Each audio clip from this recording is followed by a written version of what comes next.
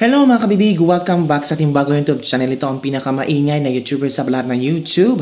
Ako si Kabibig, maglabak-labak na ta with evidence. Naku po, nabuking. Naku, ang ombudsman natin, may corruption din pala to. Naku po, kaya pala, mahilig mamuna sa iba kasi may sikretong tinatago. Naku, nabasa ko kabibig ha, galing sa Net25 News. Ito. Nakita nyo ba yan?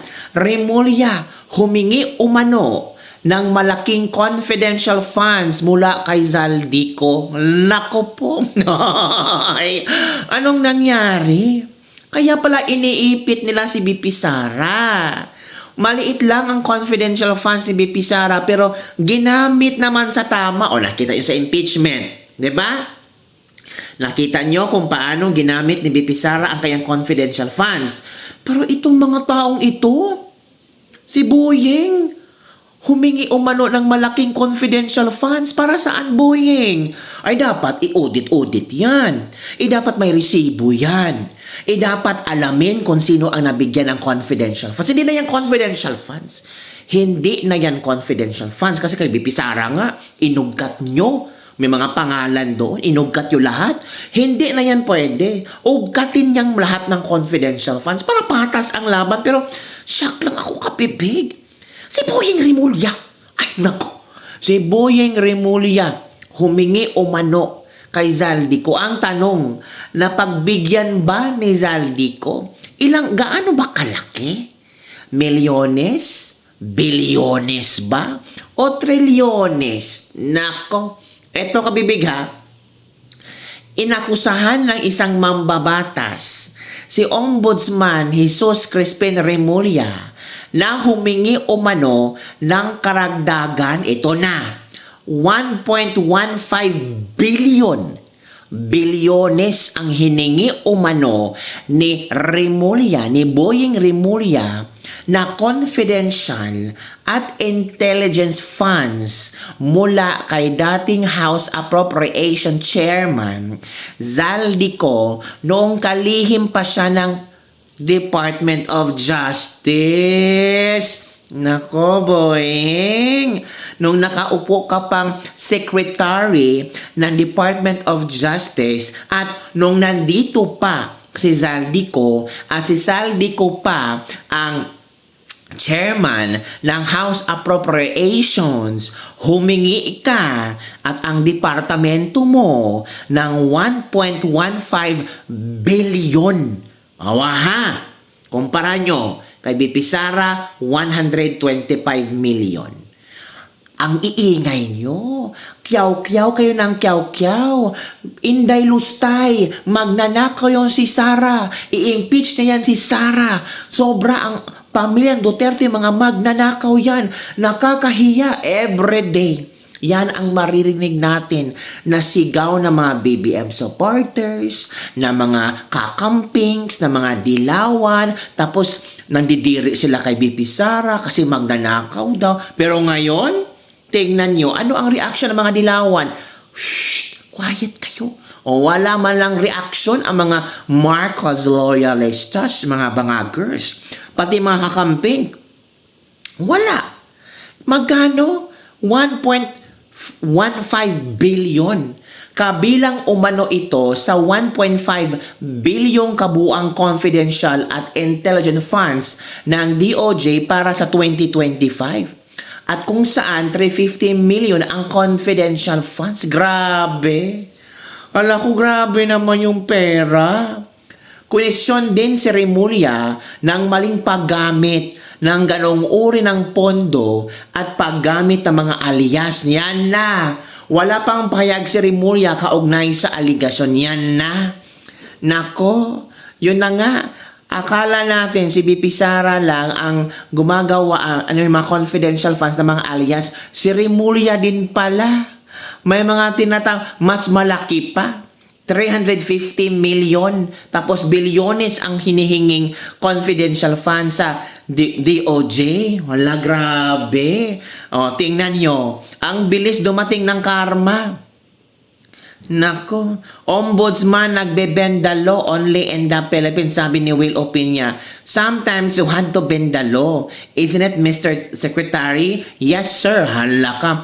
Kaya excited makulong si Sarah kasi alam nilang babalikan sila, which is true. Talaga yan, di ba? Wow! Yun alam na namin. Humingi talaga, kaya pala gagawin ang lahat. Meron ka din palang confidential funds, bilyones pa.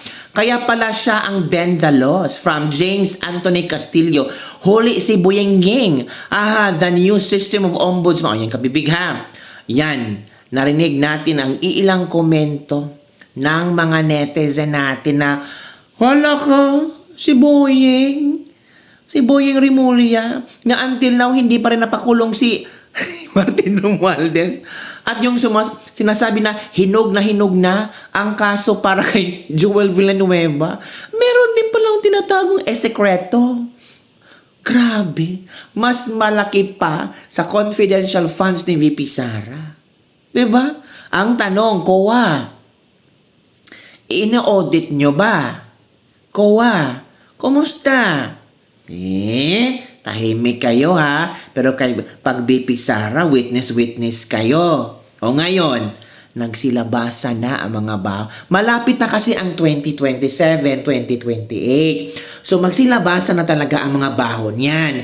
At malalaman natin kung sino sa mga politiko ang aanib kay BP Sara at aanib kay BBM. Take note. Matatapos na ang termino ni BBM. So natural, yung mga politiko na yan ay talagang hinay-hinay na yang magsisigaw-sigaw.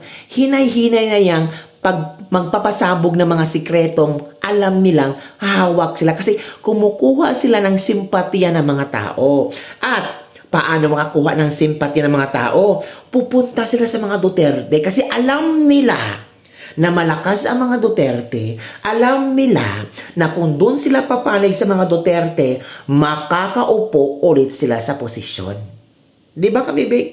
Pero, mautak na ang mga Duterte ngayon. Mautak na ang mga DDS ngayon. Kasi, nire-record ng mga DDS kung sino yung mga, balingbing na mga politiko. Alaka! Grabe. This is the moment of truth talaga. Lalabas at lalabas talaga ang katotohanan, kabibig. Diba? Sabi nila, hindi sisingaw, pero sisingaw yan. Sa tamang panahon, only time will tell. Sabi nila, nako, para yata ang dinidinig na ang aming mga panalangin na sana makarma sila. Grabe ka naman. Oy! Grabe ka naman. Ito na, nagsimula na. Nagsilabasan ang mga secret. Don't tell me itong mambabatas na ito, magsasalita ito na walang ebidensya. Of course, may ebidensya yan. Hindi naman ikaw magpapa-interview na wala kang dalang ebidensya. Hindi ka naman magsasalita na puro kaipalan lang. Alam mo naman, ombudsman ang maging kalaban mo. Natural, may ebidensya ka. May hawak ka na ebidensya. Ang tanong, sabi ng iba, baka pang blackmail ito ng congressman na ito. Baka para hindi masali din siya sa flood control. Hindi natin alam kung ano ang galawan, kung ano ang totoo. Pero ang totoo, di umano'y humihingi ng malaking confidential funds si Boyeng. Halak ka. Alam niyo kung sino makakasagot nito? Si Zaldico. O Zaldico, kung nasaan ka man, maglabas ka na ulit ng video. Maglabas ka ulit ng mga files para malaman natin. Diba kabibig? Zaldico talaga na nahimik ang buhay. Pero I'm sure, pag makakaupo si BP Sara, itong Zaldico, makakauwi sa Pilipinas. At yung mga congressman na talagang niyurakan si BP Sara, I don't know kung anong gagawin na magtatago ba? Or magpakapal mukha na kung saan ay doon na naman sila magpaano kay BP Sara. Wag na, oy. Enough na. Huwag nyo na iboto yung mga congressman nyo na alam nyo na isa sila sa hinamak nila si BP Sara. Huwag nyo na iboto yung mga nagpumirma sa impeachment ni BP Sara. Huwag nyo nang iboto. Kasi ang explanation nila, hindi kami mabibigyan ng allocations. Uy, take note. Si Senator Ruben Padilla at Senator Bongo nang lilimos ng tawag dito, ng pera, ng lilimos ng budget Pero kinaya nila. Kinaya nila. Wide scope to ha. Buong bansa ang sakop ni Bongo at ni Senator Ruben Padilla. Nanglilimo sila sa administrasyon ng kahit konti man lang na budget. Pero FLR for later release. Pero kayong mga congressman, takot kayo sa administrasyon. Ang nangyari, pumirma kayo sa impeachment. So, yan ang malaking problema. Di ba kabibig? Ano ang iyong reaction hinggil dito sa issue ni Boying Rimulya? Do you think Boying Rimulya will investigate himself? Hala ka. Iimbestigahan ba ni Boying Rimulya ang kanyang sarili? Uy, nakakahiya naman. Ombudsman ka tapos may issue ka tungkol dito. Sino ang mag-iimbestiga sa'yo? O, di ba? Sino ang magsasabi na, pwede siyang kasuhan? Hala ka. Or, Kuya, anong gagawin nyo? O, diba? O, watch this video. Diba? Si Congressman Erese, nagbulgar, sabi ni Congressman Erese, Erese binulgar na may 1.5 billion confidential funds o mano si Ombudsman Boying Rimulya. Ang sabi ni Erese kabibig ito, mayroon siyang 350 million na confidential funds. Wow! Nag-request siya kay Zaldico ng additional 1 billion and 150 million additional. Wow, grabe naman si Boying. So far, 2025, mayroon siyang 1.5 billion. For the first time in history ng DOJ, may 1.5 billion na confidential at intelligence funds. O yun pala, kapipig. Grabe. Sabi ni Congressman Erese, naniniwala ako na pag binuksan mo lahat ng confidential funds, baka meron ding Melvis Piatos, mga McDonald's, baka meron ding Jollibee.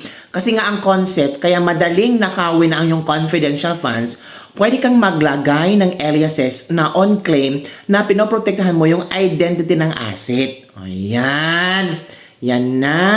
Grabe pala. Actually, meron talagang 350 million ang confidential funds ang DOJ. Nanghingi ng dagdag si Boying ng 1 billion.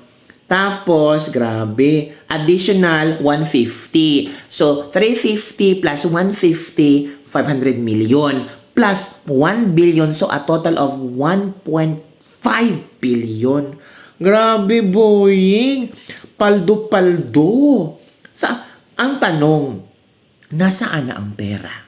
Na-audit nga ba? Kowa, ang dami yung trabaho, Kowa. Nako, baka ito ang rason na ma-impeach si Boying dahil sa confidential funds sa DOJ. Nako, baka pag upo ni BP Sara, pa-iimbestigahan ito ni BP Sara, baka, i-impeach si Boying. Nako, yan ang thrilling kabibig kung si BP Sara na ang uupong presidente. Yan ang napaka magandang mangyayari sa bansa na kung saan yung mga politikong kurakot ay magsialisan. Hindi yan dapat makaalis.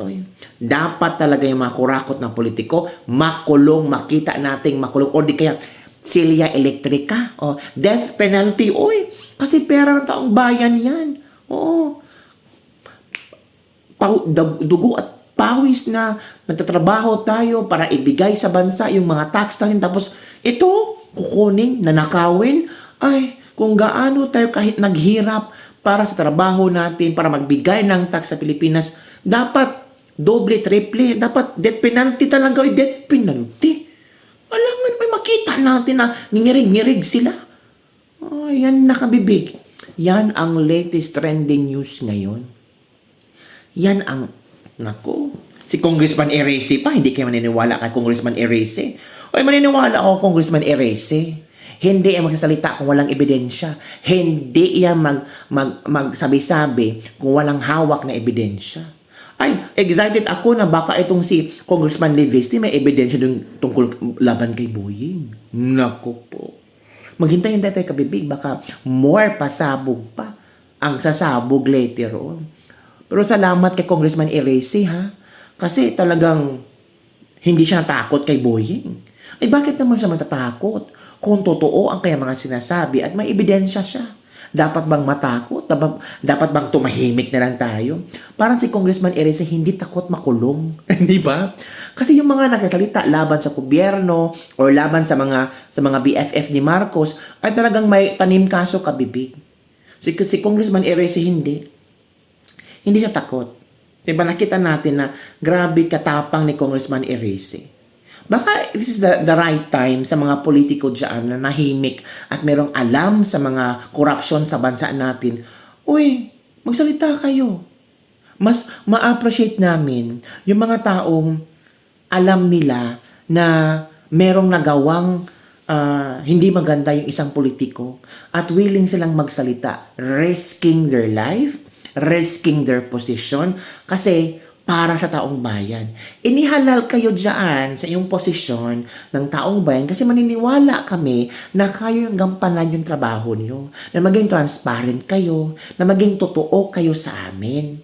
Kagaya ni Congressman Erese, dilawan si Congressman Erese, pero talagang pinanindigan niya na yung pagiging true-blooded dilawan na isinisigaw katotohanan.